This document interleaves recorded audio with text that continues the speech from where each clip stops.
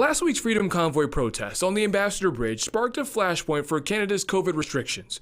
While one of North America's biggest arteries for international trade is back open, the aftershocks of the shutdown are still being felt by the auto industry. This was a chapter that showed us just how fragile that trade relationship can be and how easily it can be disrupted. While the big three won't get candid about profit losses, Anderson Economic Group will. These are actual losses that we've estimated.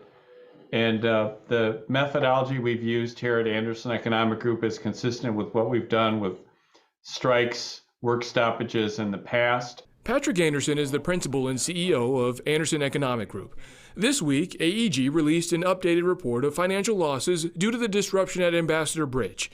The good news is the closure won't cripple the auto industry, and some 90% of parts will reach their destinations. Still, the losses aren't pretty. Take a look. $145 million lost in direct wages, which translates to less money in a worker's paycheck or no paycheck at all.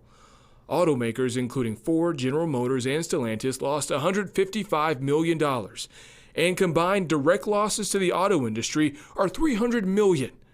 All this happening during a pandemic and semiconductor chip shortage doesn't help. But if this would have happened in, say, 2018, the losses would have been far less.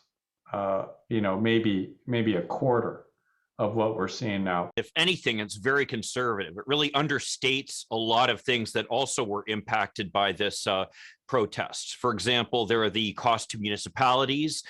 There's also what's called the multiplier effect. The multiplier effect covers losses to restaurants, bars, and stores auto employees visit.